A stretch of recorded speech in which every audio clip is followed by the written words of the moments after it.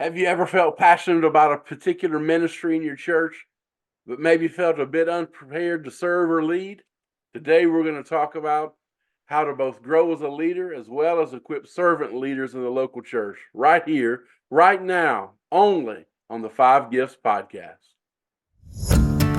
Welcome to the Five Gifts Podcast. I'm your host, Bruce Ritter, and along with my co-host, Charles Russell, we are passionate about the local Spirit-filled church and seeing it equipped to fulfill the Great Commission.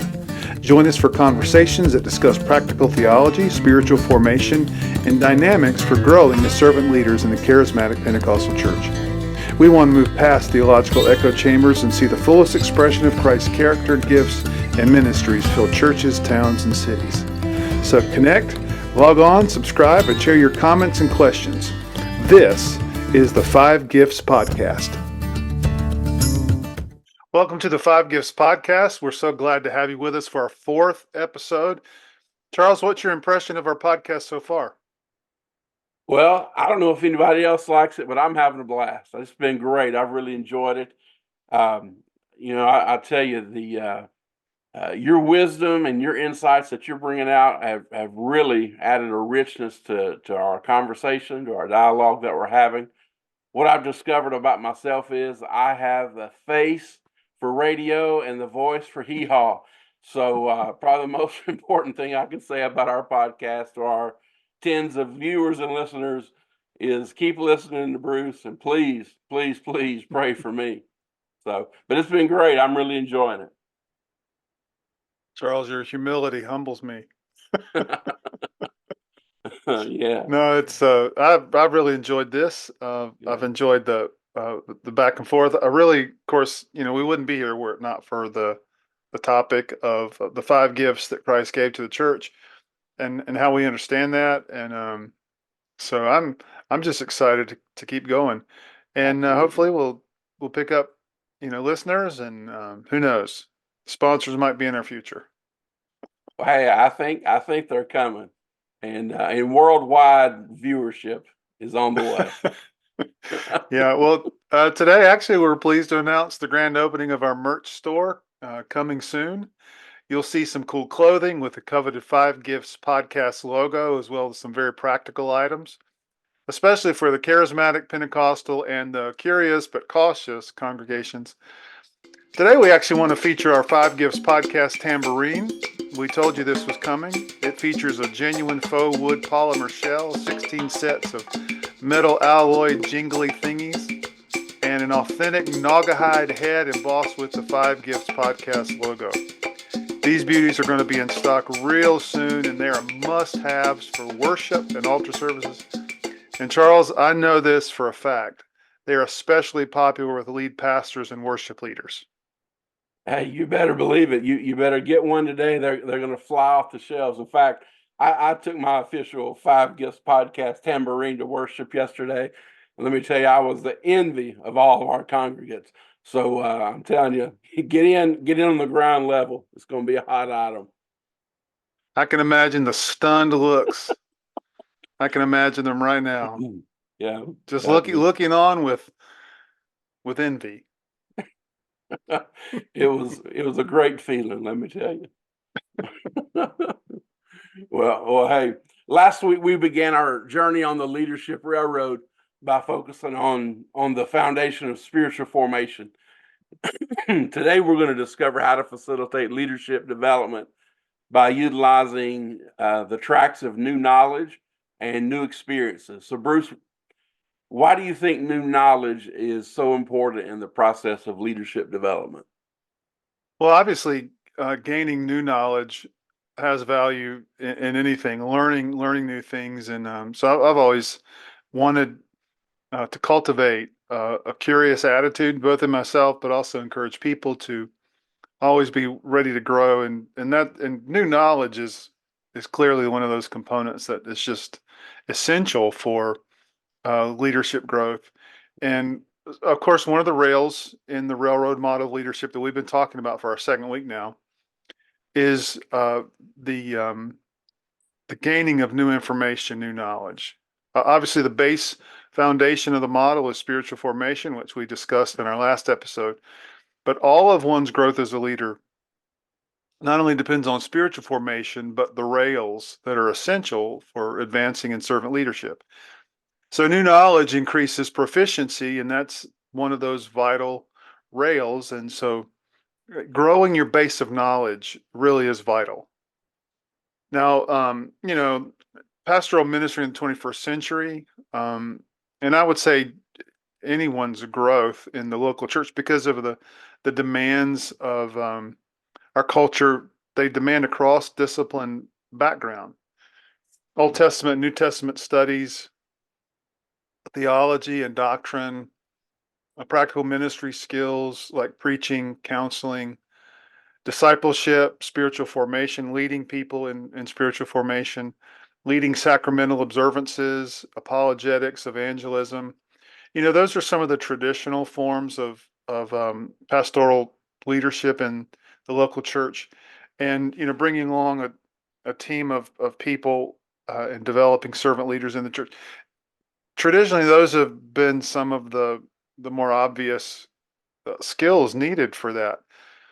But again, the 21st century, the demands of the culture require pastors to have a much broader skill set. And so, we're talking pastors don't just need to know how to preach or lead communion or conduct a wedding. They need to have some understanding of finances, resource management, decision making, polity. Man, polity. I Mhm. I can imagine, being a young, because I've been there, the young pastor that's having to lead board meetings and chair the annual business meetings with the church. So polity's huge. Business, Mhm. law, especially in a litigious culture. Understanding law and history, philosophy, and I personally think apologetics, not just straight Mhm. apologetics, where you're seeking out debate with people, but definitely evangelistic conversations today. There needs to be a sense of understanding of apologetics, and even in preaching, I think pastors do themselves a service when they're prepared, you know, both intellectually, spiritually, to defend what we believe. So their Yeah. practical skills, yeah, those are some of them. Okay. And all of them are needed. And so we look at a list like this, and it can be a bit overwhelming to think, wow, I have to know all of this before I can begin to pastor or begin to lead. And uh, so, are we talking about gathering and acquiring all this knowledge before I can do anything, or is this more of a lifetime process and a continual learning uh, that we're talking about? Well, Charles, if you're like me, you knew everything from the beginning, and you never had to crack up. I'm kidding. I'm not I'm like you. kidding. No, when I started pastoral ministry, I had my dream of preaching and teaching and uh, leading dynamic worship services, but man, the demands of having of not just what's thrust upon you from your church portfolio, but Hmm. what's demanded in the culture. You just have to be proficient in a lot of things. So no, you can't know everything ahead of time, and if you take a teachable spirit into that servant leadership role of pastoring or any other position in the local church, Hmm. you come with a teachable attitude, and that's vital. Yeah, I think that's critical. You're talking about having a teachable spirit, um, and uh, that's hard to do, especially when you're, in my case, fresh out of college, and you know everything. There is no more knowledge to be acquired. I learned it all in Bible college, Bible school. But man, you learn quickly that there's as grateful and as thankful as I am for a college education and even in seminary, there's there's a world, there's a lifetime of learning ahead of us as we develop and progress in the ministry. Sure. And I mean, we've talked so much about the relational the relational component Mm-hmm. of being a leader, especially an apostolic leader, and that just comes with a need to know how to recruit and build a team, Mm-hmm. and not just recognize the gifts in a person's life, but training and mentoring and helping them develop those gifts. So those are skills. Staff, board, departmental meetings. Um, Man, the one thing that'll kill your meeting is not knowing how to lead it. And so learning I've leaned so much over the years into Patrick Lencioni's teaching on how to lead Yeah. meetings. Yeah. Um, and that was a skill I had to learn, Mm-hmm. 12, 13 years into pastoral ministry. People skills. But people, Mm-hmm. I have stories about how poorly how poor my people skills were. In fact, I remember getting John Maxwell's book. It's under a different title now, but then it was called simply Becoming a People Person. And I thought, Mm-hmm. man, I need to I need to devour that book. In fact, not only did I read the book, but I asked a good friend of mine who just is a phenomenal people person. He just has the capacity to connect with people, different backgrounds, and he was a prison chaplain. Um, and I asked him to mentor me, and I said, Mm-hmm. just let me sit with you and just watch how you do it. And in fact, I bought him a copy of the book, and we both went through it together. That was a huge that was a huge learning opportunity for me. Yeah. Um, so people skills, learning how to delegate. Man, I'm still learning how to delegate. Mm-hmm. Um, and then you think initiating and leading capital campaigns, the fundraising that's involved, pastors, spiritual leaders in the local church. There's just such a broad base of information. They really need to learn and identify those sources where they can learn. Yeah. Yeah. Absolutely. Yeah. So, the question is, where does the leader increase their base of knowledge? And um, I'm a big fan of formal leading, but I'm just as big a fan of informal leading. Mm-hmm. And so on the railroad model, we look at that track of gaining new knowledge um, in by identifying those formal and informal ways. Um, and some of those are going to be individual tracks, and some are going to be group learning environments. Yeah. Those formal learning could include educational tracks, seminars, conferences. Those are some things that come to my mind. But Charles, what are some other kinds of formal learning you can think of? Um, I think in our day and age, we tend to think about pastors or leaders kind of being generalists, having a large area of influence, large scope of leadership responsibility. And so we think about, well, I've got to become a kind of a jack of all trades. But I think there's room, especially in our culture today, for specialists. So Hmm. finding an area of the church that you're truly passionate about and becoming a specialist in that area. It may be kids ministry, youth ministry. It could be assimilation. How to connect people outside of the church into the life of the church. I mean, it could be any number of areas. Evangelism.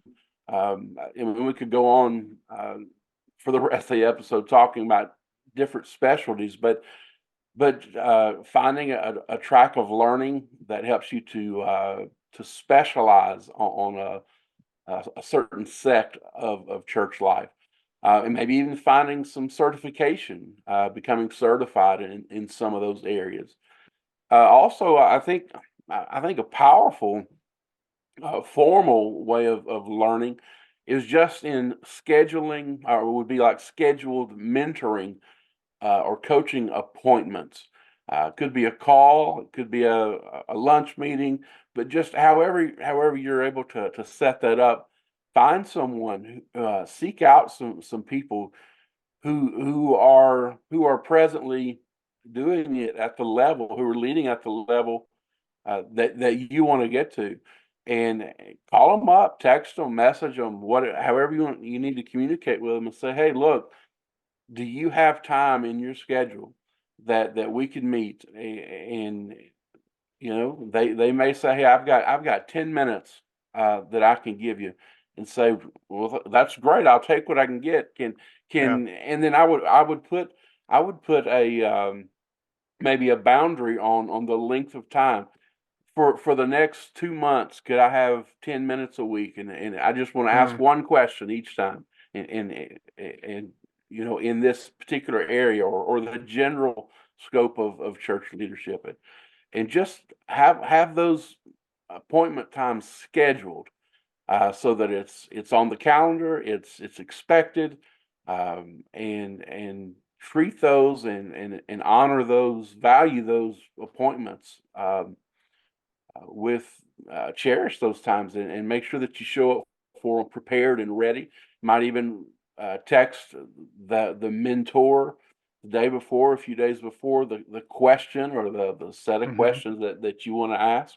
Give them a chance to prepare. But uh, I think a mark of a great leader is the desire to want to raise up other leaders. And so I think if you reach out to people who are leading well and who have a Mm. leader's heart, I think they'll be open to say, yeah, I'd be honored to help. And now of course, again, we got to honor their schedule and their commitments. But if we're willing and wanting to learn, then there's a way to get onto someone's calendar or into their schedule, if we go about those things in the right way. So, and Charles, it, it is it's just a great way to learn. yeah, you're absolutely right. The thing that I have on my mind right now, because we've talked about formal learning Hmm. and informal learning, and I think it's important to differentiate the two. But how would you differentiate? What's the difference between formal learning and informal learning? Um, so we talked about having these scheduled meetings, and say you do it on a phone call. Say it's just a 10-minute call each week.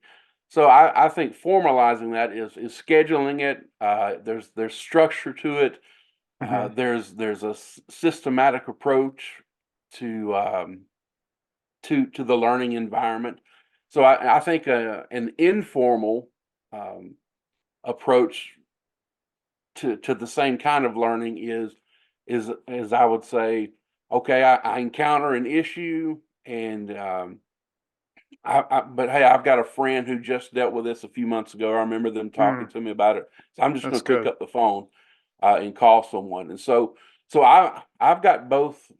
I've had both of those. This instance of kind of being mentored. I've had the Hmm. scheduled appointments, the scheduled formalized mentoring, where I knew Monday mornings at 10 a.m. I'm making a phone call. Uh, I've had that, but then I'll have a group of friends who are leaders, and I know that at any time, if I encounter an issue, I can just pick up the phone, and I can have a short conversation and get some great counsel and great Yeah. advice.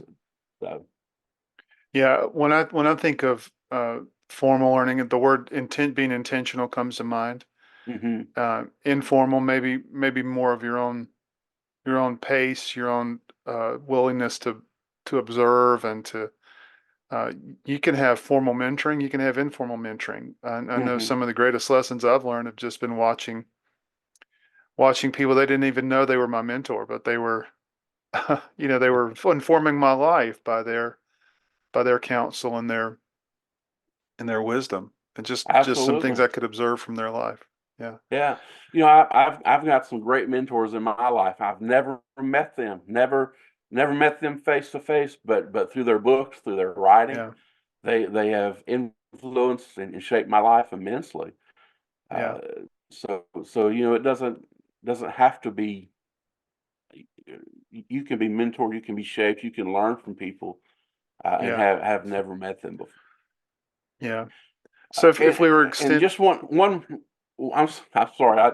One other thought about kind of the informal learning is, with with the explosion of social media around us, Oh yeah. I think there's an opportunity for some informal learning there as well.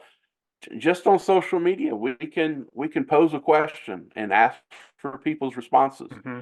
And I mean, we've got to be careful there, but there's no shortage of opinions No. and answers on social media. So we've got to be able to, the old adage, uh, chew the meat and spit out the bones. You got to be able to filter Sure. through what people say. But I think that's an avenue where people are willing to give their answers, give advice, and Yeah. it could be a good source of just informal learning. Yeah. You mentioned the informal learning that comes from reading someone's books and how Yeah. that person, de facto becomes a mentor to you. I Hmm. remember, starting off as a youth pastor, and my senior pastor was very intentional about pouring into my life, and Hmm. that was a valuable relationship. Uh, anyway, we would sit every Monday morning and listen to a John Maxwell tape, and one thing I remember from my first introduction to John Maxwell was his learning through reading, and he talked about reading books and highlighting passages, and then giving the book to his admin and getting having those notes typed up into documents, and he would save those. He still uses Hmm. a lot of that material. That's informed a lot of his ministry and and teaching other leaders over the years, just Yeah. gleaning from reading books. One thing that I have come to love, and I think the reason is because it's a deeper dive, is beyond a textbook, and that's or any book, but journal articles. Hmm. I There's something about reading journal articles where someone's really diving really intensely into a subject, and they're passionate about it, and they're referencing and looking at other sources and Yeah. going back and forth, and the dialogue between what they agree with, what they don't agree with. And to me, that uh, that's that's an area of learning that I didn't really appreciate until the last 6 7 years of my life. And you mentioned training Hmm. specific videos. I think those are available on YouTube. I'm not saying just go look for anything, but they're solid resources available just at the click of a button if you're looking for them. Hmm. Yeah. So It, Charles, it can you think of any other informal learning opportunities? I can think of a few, but what about you? What can you think of? well, again, just we talked about the social media aspect and YouTube, calling a friend. Again, that's a just an informal method. Uh, again, that I just want to highlight again is just within your networks of friends and acquaintances. Who is it that you have a relationship with? You can just pick up the phone. You can send a text to. It's a quick way, but it's a very effective way to just informally um, begin to learn in the church that you serve, in the ministry where you serve. Who are the people that are leading in the community, in the corporate world, in who are the parents that are leading their families well in the church. Hmm. uh, I think just some informal conversations, some lunches, uh, can can generate tremendous informal learning for us if we'll just kind of initiate the ask. If we'll go first, I think Hmm. people are willing and want to be able to share their victories and successes with us. So. Yeah. Yeah, again, blurring the line between what's informal and formal. I would say um, mastermind groups, roundtables with other ministers, Hmm. other Yeah. leaders in the church. Those are great ways, not just to learn a specific topic, but the banter back and forth, the discussion, the insights that come through that dynamic of being with a team of people or a group.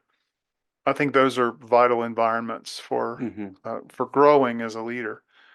So, Charles, that's the first rail, gaining new knowledge and information. But before we move on to the other rail of leadership development in this episode, why don't you tell us about our sponsor this week? Yeah, man, I'm proud to share. We've got our first sponsor for the Five Gifts podcast. So I want to say a huge thank you to our sponsor.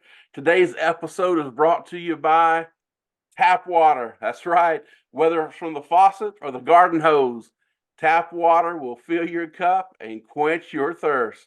So skip the bottle and go straight to the source. Tap water. It tastes like chemicals. Go ahead and try some today. Thanks a lot, Tap Water. Tap water must be the most recognizable brand in the world. You can find Yeah, it in any country, any nation. it's everywhere you It go. may not be healthy, but it's available. Hey, what a great tagline. It may not be healthy, but it's available. Sounds like some churches. They may not be healthy, but they're available, right? Yeah, yeah, that's right. We better be careful. We better tread lightly on that Yeah, we one. might lose one or two of our viewers. Yeah, we can't That afford would to end the do that. podcast, by the way. Be over. We just be talking to each other. We got to really watch out for these humor segments. Um, Yeah. all right, so getting back on topic, Charles, of course, we don't increase our knowledge just to simply know things. That's only one of the rails of leadership growth. But what is the other rail in leadership development? Well, the second rail, and again, it runs parallel to new knowledge. Yeah, would be new experience, new ministry, new. And so, as we talk about this new in ministry experience, we're focusing on the development of skills or the doing of ministry. Again, whether you're a pastor, lead pastor, a staff pastor, a ministry director, small group leader. I mean, wherever you find yourself serving, uh, we all should be traveling on this second track of new experience, of new ministry. This is the place where the leader's gifts, callings, characteristics, their traits, their personality, passions, natural talents. I mean, this is the place where all of those things are developed. Is in the on the track of new experience or new ministry. You know, one reason I believe that ministry training has been ineffective in the past is that a lot of times or oftentimes the curriculum is high on it highly values the new knowledge, but where it lacks is new experience, um, spiritual formation, and the relationship of coaching and reflection with a mentor. And that's a huge hole that we can't afford to overlook anymore. Mm. Yes, we have to have the track of new knowledge. That's critical. But we talked last week about the bedrock of spiritual formation. We've established the track of new knowledge, and and we've also have to have this second track of new ministry experience, because that's where those skills really begin to come alive and be developed.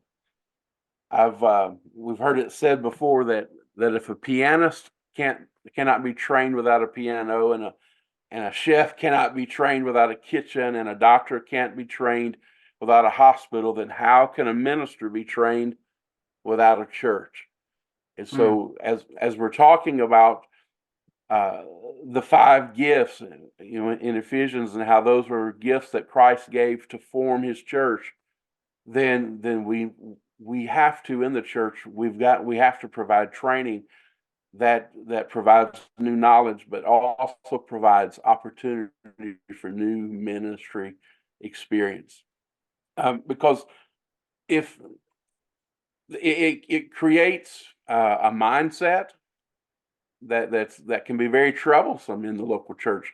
So pre-ministry students or pre-ministry believers, people that maybe have biblical and theological training, but really little to no actual ministerial practice. Uh, it, can build unrealistic ideas and expectations about the ministry. And so I know both of us have stories. Every person who's in ministry, I'm sure, has accounts of coming out of college and entering in the ministry, or coming out of their educational environment, entering into ministry, and having a head filled with knowledge, but just not much practical experience, and just being met with the reality of the situation, that wow, Yeah. I'm not prepared, and the expectation that I've had in my mind is not coming to pass. It's because in the absence of experience, in the absence of practical hands-on, just just getting things done, if that's not there, we can develop these false expectations, a wrong Hmm. perspective, and a wrong mindset of what ministry is. Even not talking about uh, even those who are maybe just leading a small group, or leading a ministry within the church, Hmm. who haven't had Bible college or Bible formal Bible training like that, just who- entering in positions, not having any experience. They've studied different systems or studied different ministries. Can bring to the leadership environment some false ideas and perspectives, Mm. because it's all we have is knowledge, and we don't have the experience, the how to's of how this thing really works. And so yes, we have to have the knowledge, but we have to also have experience, and ministry experience, and those rails need that they're going to run parallel, but they need to stay tight. They need to stay close. So Hmm. we want to keep the knowledge close to the ministry experience, as possible. Yeah. And Charles, you brought up something when it comes to the false expectations hmm that arise when knowledge kind of outweighs the practical experience. And what it made me think of was that false expectations in ministry can really wreck you, yeah, and it can be discouraging. Um, it's it's kind of like you don't know that you don't know. hmm That there are dynamics at play in ministry settings because they're interpersonal, they're interdisciplinary, hmm and and so when you don't know how to lead something specific, and you're just drawing on a base of knowledge, you really lack the acumen of learning to integrate that information and those uh, those know whats into know hows. And I yeah, think that's vital. And I think that probably gives rise to not only some frustration, but when you lack experience, I think you're lacking those avenues to really discover your passion. hmm And yeah, so certainly. so keep going. No, well, we're talking about the idea of keeping knowledge and experience close. I can remember back when I was in Bible school, Bible college at Southeastern College. Now it's Southeastern University, but uh, one of the greatest experiences that I had at Southeastern. And again, I'm thankful for the degree. I'm thankful for the knowledge, for the classes, all my professors. Man, I you know couldn't have asked for a better education and knowledge, um, time of acquiring new knowledge. But one of the greatest things that I experienced in that 4 year journey was being a part of the preaching team.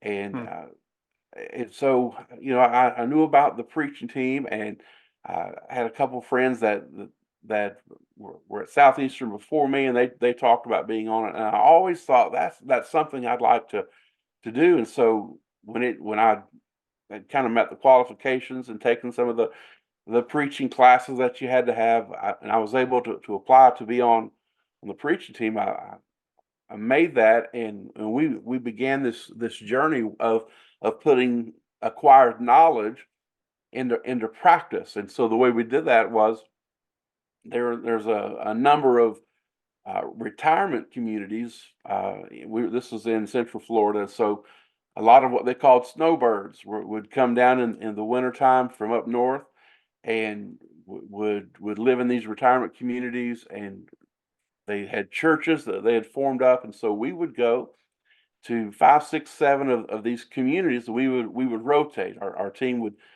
we would rotate through these retirement communities and preach for them on Sunday. We would act as their pastor that Sunday morning. So it was more than just preaching. We would conduct the service, and it was just a great experience of leading a service, leading the church through worship, preaching sermons, developing those people skills like you talked about earlier, of just and I grew up in a pastor's home, and so I always felt like I had an edge on.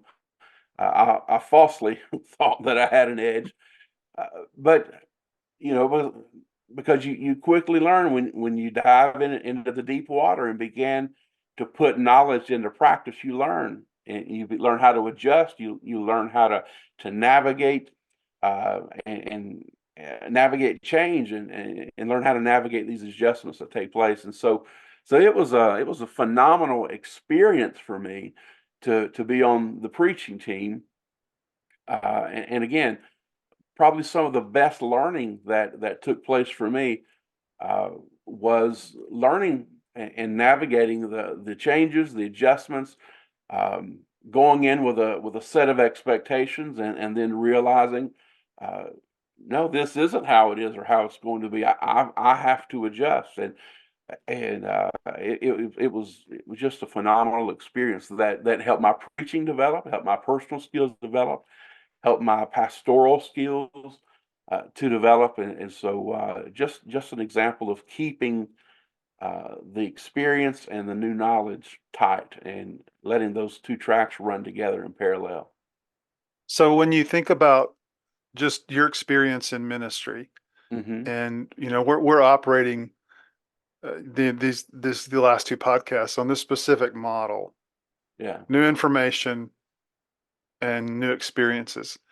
Um, Charles, over the last, well, let's just say ever since you began, you got out of college and started in full-time ministry, what did you learn about yourself, your passion, your area of specialty, your area of giftedness? What did you begin to discover were maybe the more important ones to you, just from those experiences of gaining new information and getting those experiences? Yeah. Well, I remember just fresh out of college, hired as a youth pastor. Um, uh, just and, and thinking, I had the world by the tail, but but just but immediately also being humbled that Mm, man, I've got some growing to do. I didn't have this model, or I wasn't aware of this railroad model back then, and so what a great resource that would have been. But just intuitively beginning to discover, all right, I've got to learn. I still got some learning I've got to do. I've got to get the experience. And so through the learning, through the experience, um, what I began to discover is that I'm really passionate. The skills that began to emerge in my life, the talents, the passions, were one of building teams. That's just been a trait and a characteristic of my mm, ministries. Every position, every church we've led, we've we've always built teams, and mm-hmm, so I've just had an intuitive understanding that if we're going to do what Jesus has asked us to do in this place, we're going to have to bring a team with us to mm, accomplish this, and so we've always built teams. Another element has been strategic thinking, and building systems using strategic plans, that has always just kind of bubbled up to the top, if you will, in my leadership. And so Mm, so being strategic, uh, building teams, and then stirring spiritual life in people. Being an agitator, I like that word. But being an agitator in the lives of other people in regards to spiritual formation, spiritual release in our lives, and so we would say those prophetic gifts hmm that would stir up spiritual hunger and thirst. Those have been areas of passion, areas of growth, but just natural talents, natural proclivities, mm, in those areas. yeah. And those have come as I've learned, but they've really been refined and become prominent in the experience, in the doing Mm. of ministry.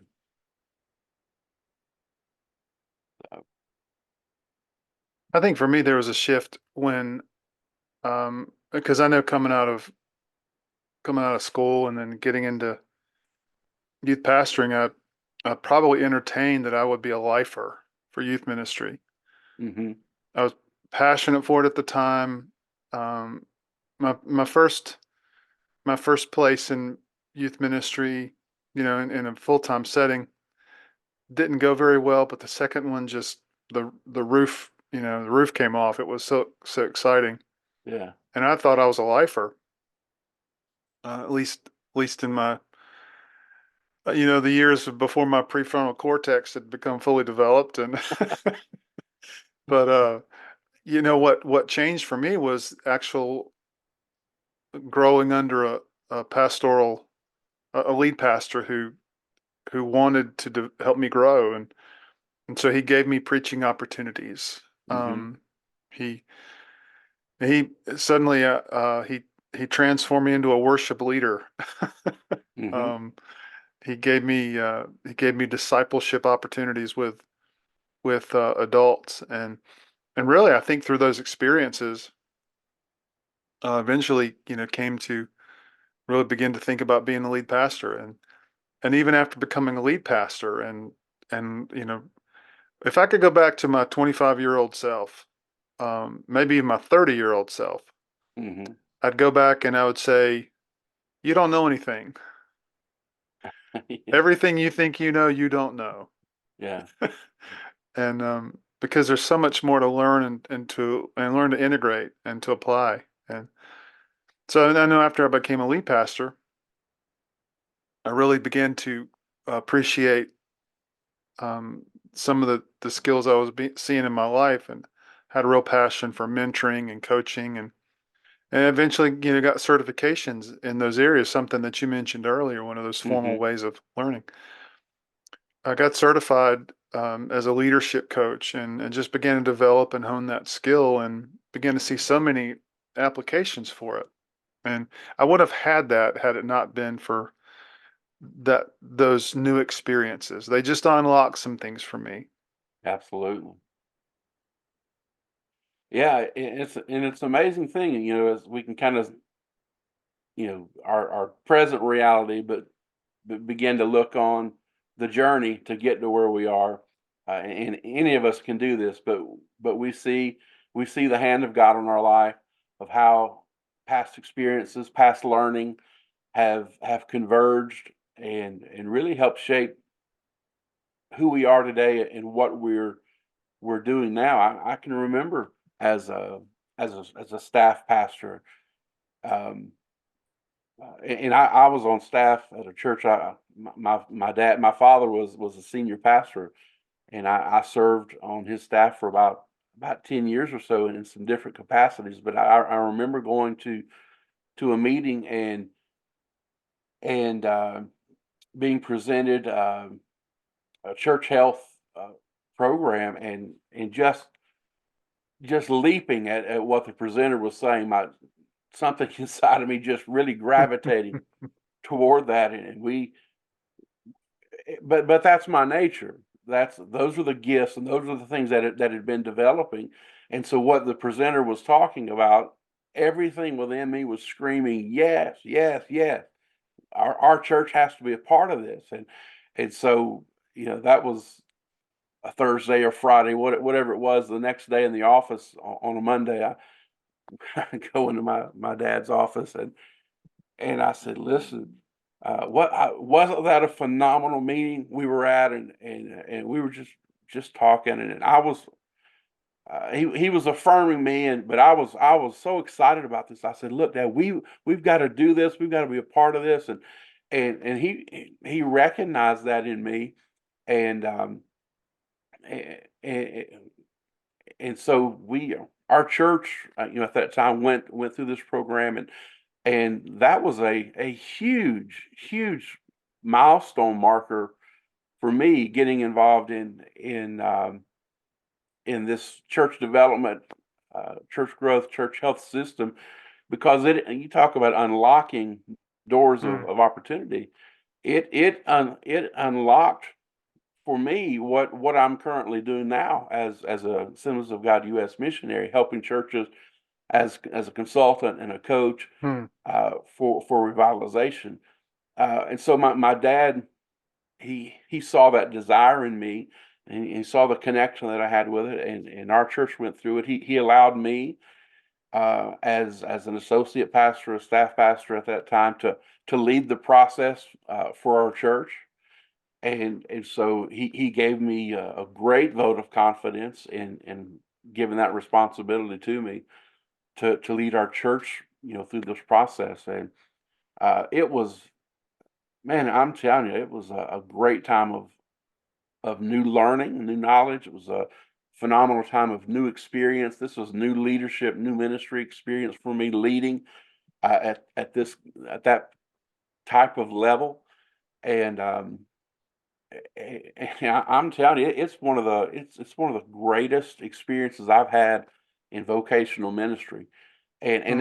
it launched me into a new formalized education to go on and get a master's degree in church health, church leadership, church organization, all those things, which that opened some other doors. And then and now, you and I shared in the experience of leading some cohorts within our state Hmm. denomination, and then now, um, the Lord moving us from working on one church as senior pastor to working on multiple churches as consultants and coaches as U.S. missionaries in the Assemblies of God.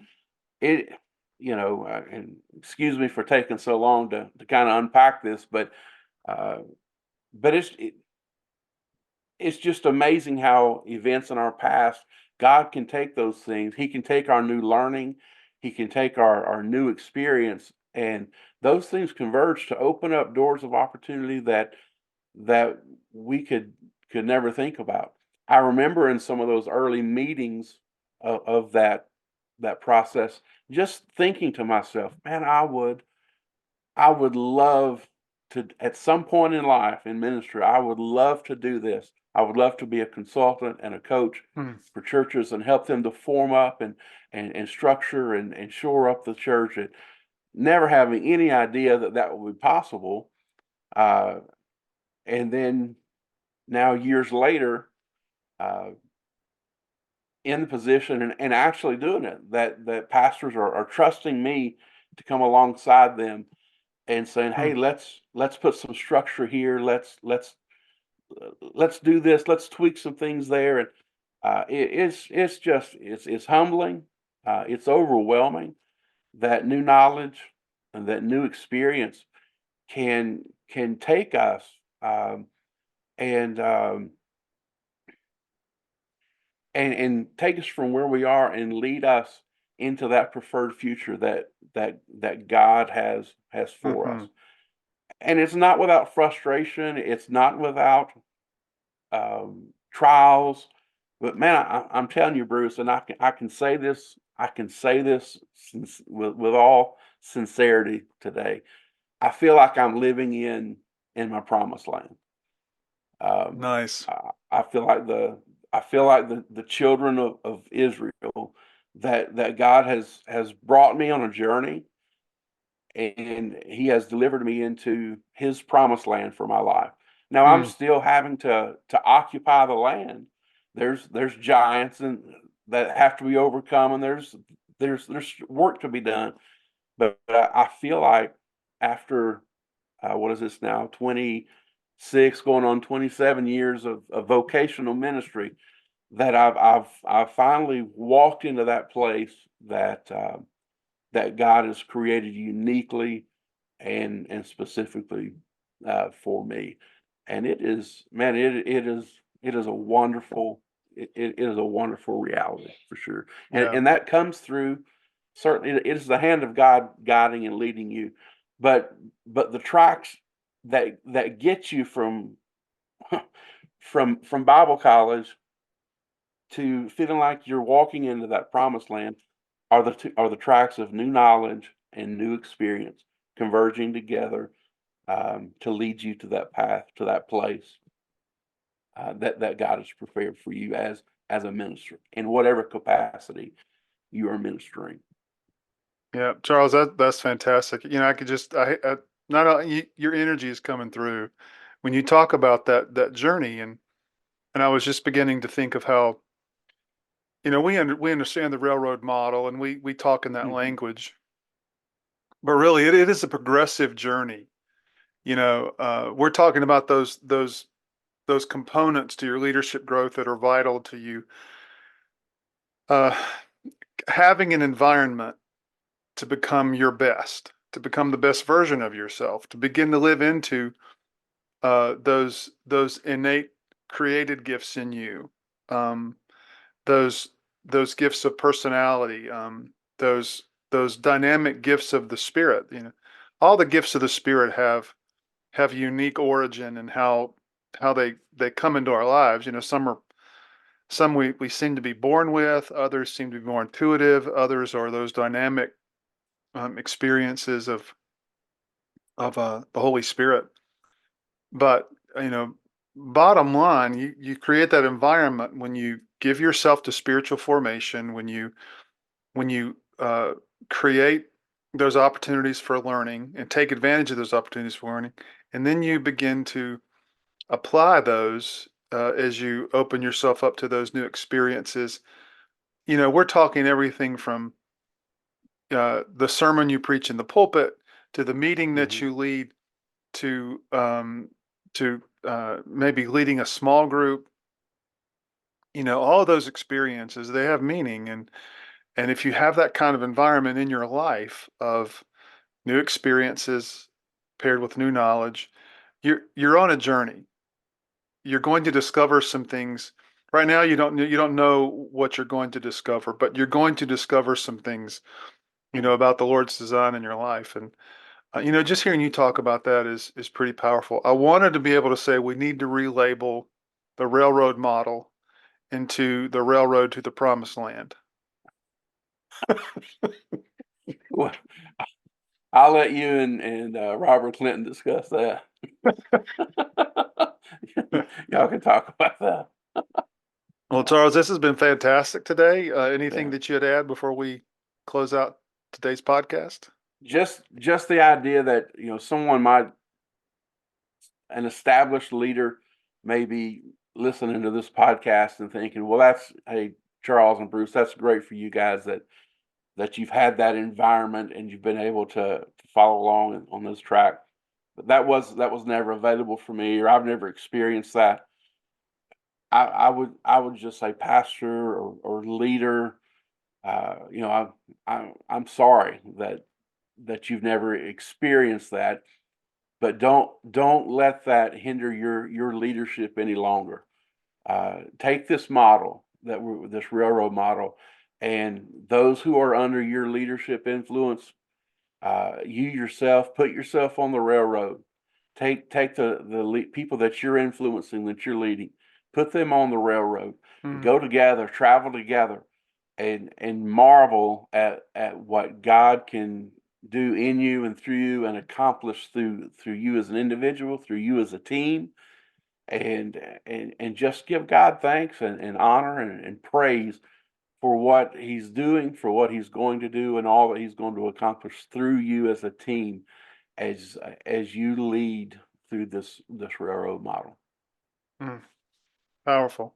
And I would add that encouragement to spiritual leaders, pastors, um, associate pastors, staff pastors, departmental leaders in the local church. Maybe you're not engaged in full-time ministry, but one thing we care about in this podcast is seeing the full expression of Christ Yeah. in the church, and that's not just a leadership expression. That happens in small groups. It happens in kids ministry, and Mhm. so that's one reason we created this podcast, was to see that happen in local church. So this is not just for people in formal ministry, but people that have a passion to become useful to the Lord in their own life. And just keep tuning in. And if you have questions or comments, we always encourage those. You can email us at the Five Gifts Podcast at iCloud.com. We're going to wrap it up today. But before we sign off, remember to like and subscribe to our podcast. We also, whether that's Facebook, YouTube, we're on all major platforms now, between Spotify and Apple Podcasts. We're on Amazon Music. I think you can also find us on Audible and YouTube Music, iHeartRadio. That's just one that we're able to get online last week. But again, we welcome your comments and questions. We also have tons of resources to help you grow spiritually as a servant leader. And you can check out that information and those opportunities below in the information section. Have a blessed week. We'll see you next week on the Five Gifts Podcast. God bless.